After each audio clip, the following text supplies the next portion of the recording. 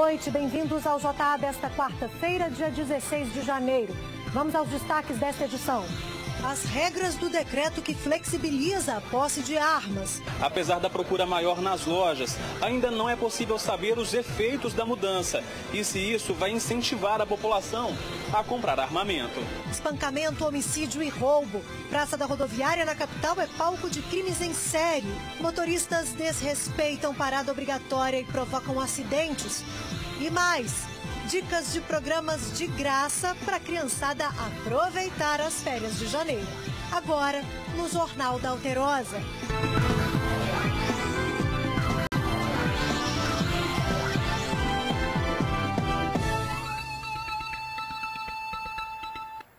Depois que o presidente da República, Jair Bolsonaro, assinou o decreto que flexibiliza a posse de armas no Brasil, a polêmica se instaurou nas ruas. Veja o que diz o decreto e as regras na reportagem de Ricardo Miranda. A maior procura tem sido por pistolas calibre 380 e revólveres 38.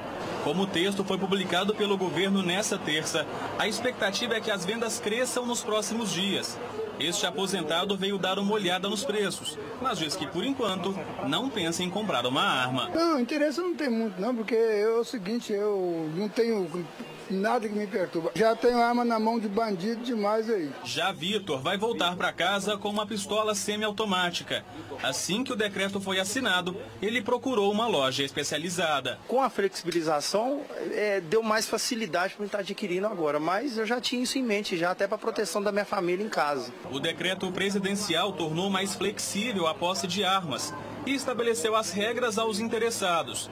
Cada pessoa poderá ter até 4 armas em casa, mas andar com o armamento na rua continua proibido. Os interessados devem ter no mínimo 25 anos, bons antecedentes e precisam passar pelo curso de tiro e teste psicotécnico. Na assinatura do decreto, o presidente Jair Bolsonaro afirmou que a nova lei reconhece a vontade da população. Ele lembrou que no referendo de 2005, 63% dos brasileiros votaram a favor da venda de armas. Apesar da procura maior nas lojas, ainda não é possível saber os efeitos da mudança e se isso vai incentivar a população a comprar armamento. Os preços altos ainda são vistos como uma dificuldade por muitas pessoas. Um revólver calibre 38, por exemplo, custa em média R$ 3.200. Já as pistolas chegam a quase R$ 5.000. Isso sem contar a munição e os gastos com registro e aulas de tiro. O preço de uma arma de fogo aí não é um preço muito barato, mas a população aí, em meio a esse decreto aí, vai sim adquirir uma arma de fogo, sim. Jovelino mora no interior do estado e, ao saber do decreto, veio para BH, decidido a comprar uma arma. O pessoal precisa para se defender, porque o bandido, sabendo que você tem uma arma em casa, ele pensa 2 vezes antes de entrar. Um bandido foi preso após troca de tiros com a polícia. Ele é suspeito de furtar ao menos 3 casas em Divinópolis, no centro-oeste do estado. Eletrodomésticos, dinheiro e até um cachorro foram roubados. Ele toca a campainha para conferir se tem alguém. Em seguida, pula o muro e abre o portão para o comparsa que esperava do lado de fora. Minutos depois, é possível ver os 2 homens carregando uma televisão e outros pertences até o carro. Como eles não conseguiram abrir a porta, eles invadiram através arrombaram a janela e entraram. Levaram minha televisão, um aparelhinho Code, um notebook, R$ 2.700 e várias outras coisas.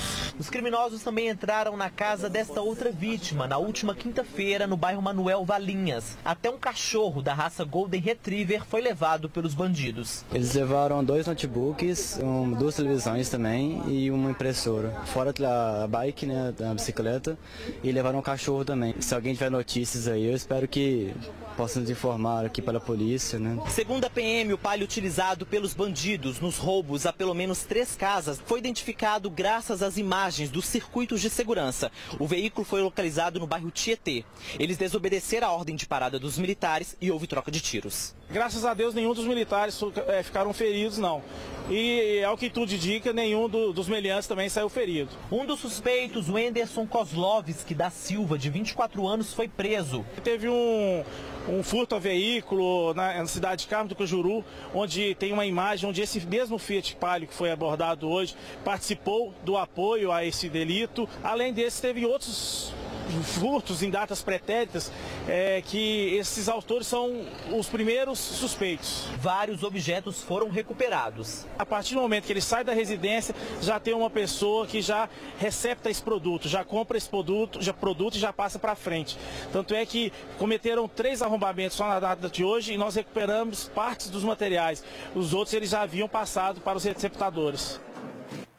Um homem foi morto a facadas em um dos locais mais movimentados de Belo Horizonte, a Praça da Rodoviária. Uma mulher assumiu o crime e disse que matou para não ser estuprada pela vítima. Ele estava se masturbando e dando risada de trás da banca. Eu matei ele. Saiu um monte de cara, tudo pra me violentar.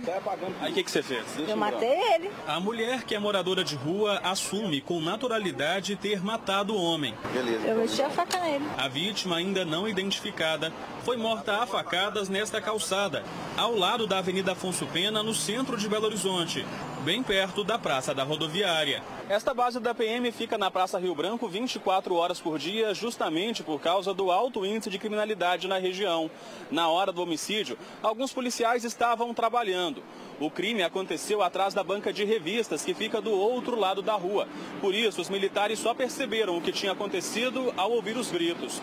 O SAMU foi chamado, mas a vítima morreu antes da chegada do socorro. A PM reforçou o policiamento na região em busca de informações sobre o caso e prendeu a mulher pouco tempo depois. A faca usada no crime foi encontrada pela PM. O caso vai ser investigado pela Polícia Civil. Se arrepende? Qualquer coisa eu falo com você se eu precisar. Não gostei, quem gosta de matar, mas eles queriam me violentar. Foi a primeira vez que você matou? Não, mas...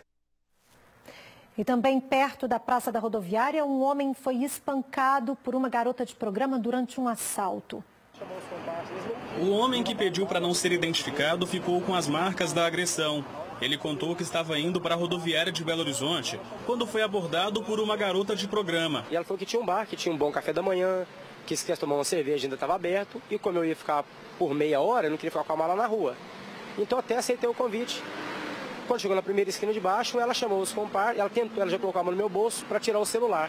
Eu segurei no braço dela, puxei ela e ela gritou. Esses caras, um tal de Pequeno e um outro que eu não lembro o nome.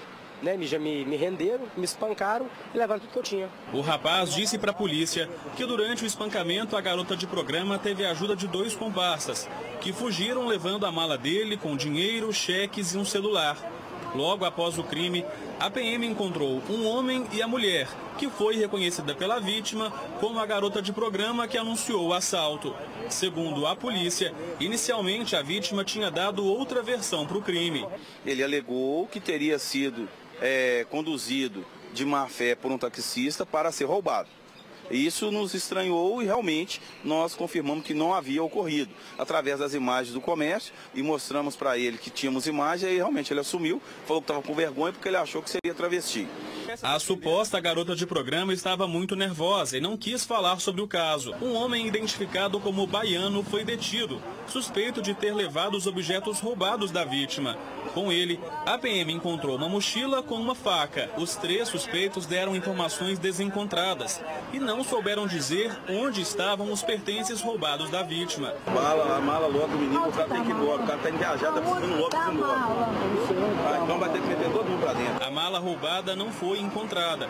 Depois do crime, a vítima disse que vai voltar para casa assustada. E um pouco mais perto também, né? Porque não dá para sair na rua mais não, tá difícil. Com medo da violência. Medo da violência. Podia ter morrido, né? E o dia foi movimentado perto da Praça da Rodoviária. Enquanto a nossa equipe registrava esses casos que nós acabamos de mostrar, um homem deu uma facada em um morador de rua porque disse ter sido vítima de roubo. Com corre-corre de policiais e viaturas na Praça Rio Branco, em frente à rodoviária. Enquanto os militares registravam uma ocorrência, esse jovem foi preso porque, segundo a PM, esfaqueou um morador de rua. Eu visualizei o autor preso, né? Já retornando para a praça com a faca empunhada. E quando nós deslocamos aqui para fazer a abordagem, ele dispensou a faca próxima às bugigangas daquele outro morador de rua. O caso aconteceu em plena luz do dia, numa das regiões mais movimentadas de Belo Horizonte. A companheira do rapaz preso confirmou que o marido deu uma facada no morador de rua. Já não é de hoje que ele vem roubando nossas coisas, entendeu? Aí cheguei aqui, vim tomar café, na hora que eu tô aqui assim, ó, vejo só as coisas jogadas aqui, ele tirando as coisas, ele tinha acabado de chegar, tirando as coisas, colocando as coisas aqui. Aí a gente chegou e pegou já ele. Ele pegou e correu, meu companheiro foi e deu uma facada no braço dele. A vítima levou uma facada e não corre risco de vida. Enquanto a PM registrava a ocorrência, um homem tentou esconder a faca usada no crime e também acabou preso.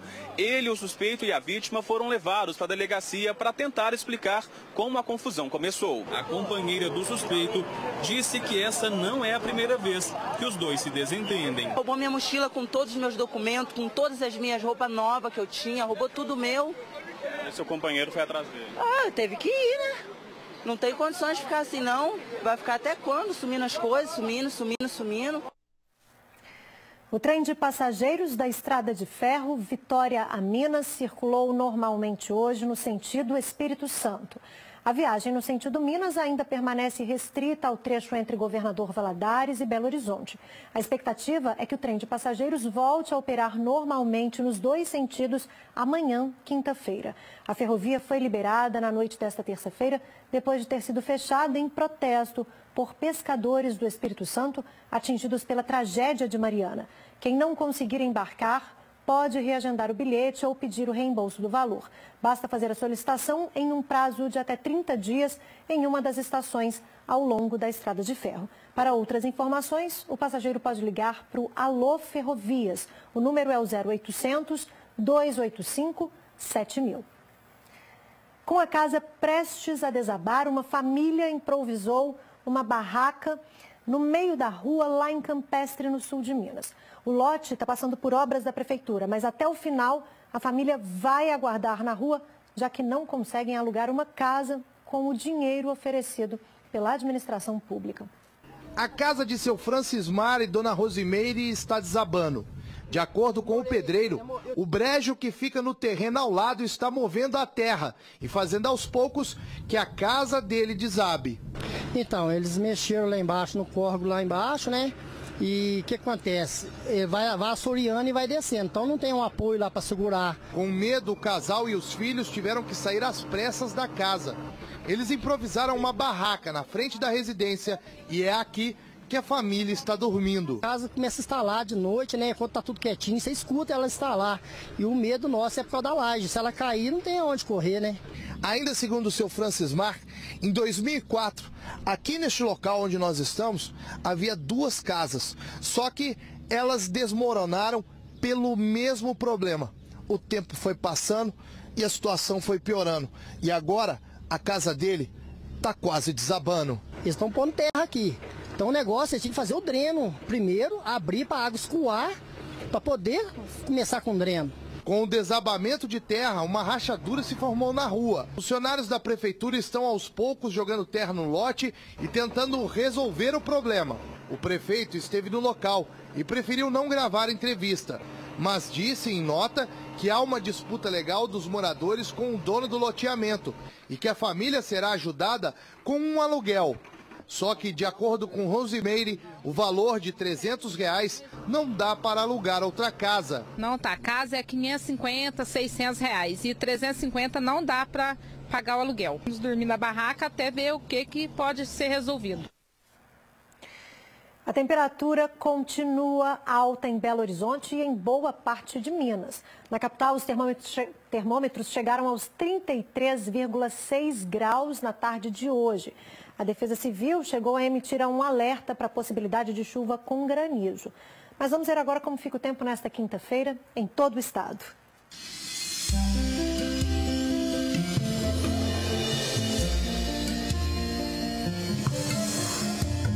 Céu Céu parcialmente nublado com pancadas de chuva e trovoadas no Triângulo, Sul e na Zona da Mata. Mas há possibilidade de chuvas isoladas também na região metropolitana. Nas outras áreas, céu claro com poucas nuvens. Em BH, mínima de 20 e máxima de 32 graus. Em Pirapora, os termômetros vão dos 18 aos 38. Oscilam dos 15 aos 33 em Nova Resende. Vão dos 17 aos 39 em Virgem da Lapa. E em Nova Serrana, mínima de 18 e máxima de 35 graus. Não respeitar uma placa de pare ou até mesmo não dar preferência ou prioridade em um cruzamento muitas vezes pode levar a um acidente. Segundo dados do Departamento de Trânsito de Minas Gerais, milhares de motoristas desrespeitam a parada obrigatória todos os anos.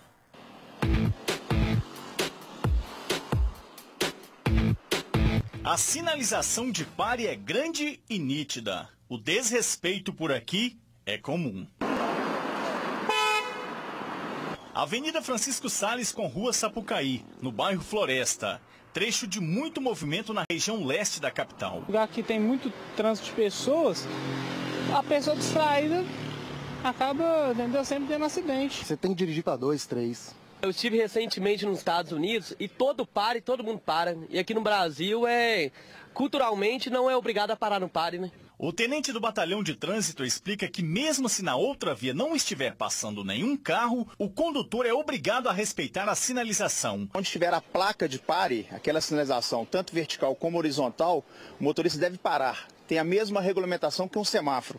O que a gente observa, os motoristas eles estão mal acostumados. Chega no cruzamento que tem a placa de pare, dá apenas uma olhada. Isso coloca em risco a segurança dele, de pedestre.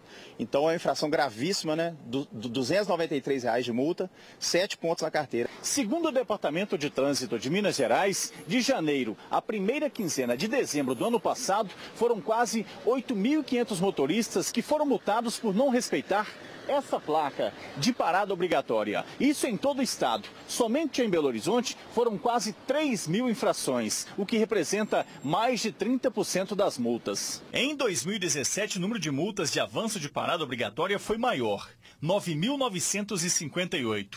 Essa infração pode ter sido motivo deste grave acidente que aconteceu em Varginha, no sul de Minas. No cruzamento das avenidas José Elias de Oliveira com a Ruth de Carvalho, o desrespeito dos condutores tem terminado em graves acidentes.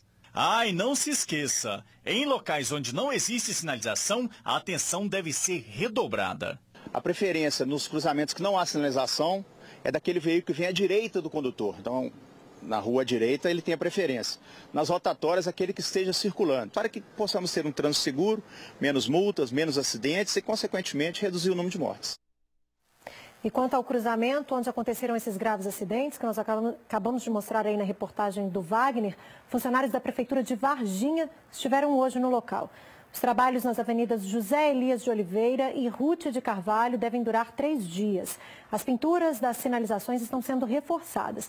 A Prefeitura informou também que vai instalar faixas que indicam a velocidade permitida no trecho, que é de 40 km por hora. Sempre aquele aperto para os pais encontrarem programas para as crianças não ficarem o dia todo dentro de casa, né? Nós preparamos, então, algumas dicas de atividades de graça aqui na capital para movimentar a rotina dos pequenos e dos adultos também. Olha só. Miguel não pôde viajar. Para aproveitar o restante das férias, ele tem participado de oficinas e atividades oferecidos por alguns museus de Belo Horizonte. Hoje, ele veio aprender a fazer caderno. Exercer a minha criatividade e passar mais tempo com a minha mãe também, né? Muito bom porque é um momento para ele exercer a criatividade, né? Fazer uma atividade diferente do que ficar vendo televisão, videogame, né? No ateliê de encadernação, oferecido pela Casa Fiat de Cultura, os participantes aprendem a fazer caderno utilizando técnicas milenares. Essa aqui é a brochura, é a nossa técnica mais simples, é um caderno costurado com costura no meio, né? Essa técnica é ensinada para as crianças todos os dias pela manhã e aos domingos, durante o dia inteiro aos domingos. Essa aqui é a técnica de hoje, quarta-feira, a técnica japonesa. Ela já tem uma costura mais artística, tá vendo? E ela pode ser feita com a capa cartonada ou com a capa mais rígida. Nesse caso, é a capa cartonada. A oficina é gratuita e acontece de quarta a domingo. Nós não temos limite de idade. A única questão é que crianças até 10 anos precisam estar acompanhadas dos pais. Não precisa de inscrição prévia, são 15 vagas por horário. Os acompanhantes contam. No Museu das Minas e do Metal, localizado no circuito da Praça da Liberdade, os frequentadores podem conhecer mais sobre ciência e tecnologia. E hoje o museu ofereceu uma oficina sobre pigmentos minerais. Trabalhar o mundo mineral a partir da fabricação de pigmentos. Aí os participantes podem fabricar a tinta a partir dos pigmentos e depois soltar a imaginação e pintar alguns potes. Nessa edição estou oferecendo alguns potes de cerâmica. Maria Luísa trouxe a irmã Maria Fernanda, de apenas 6 anos, para participar da oficina. Eu vai pintar porque vai virar tinta. Está sendo muito interessante, porque é bom para tirar ela de dentro de casa, tá adquirindo conhecimentos diferentes, aprendendo coisas novas, interagindo com outras crianças. A programação é gratuita e não precisa fazer inscrição. Essa oficina é aberta ao público em geral. É legal as pessoas chegarem um pouco mais cedo, que a gente está em um período de férias, então o museu tem muito movimento, a procura é grande. As oficinas elas acontecem de terça a sábado, sempre a partir das 13 horas até as 17 horas. Boas dicas. O JA termina aqui, você fica agora com o SBT Brasil. Eu estou de volta amanhã, a partir das 7h15. Boa noite para você e até lá.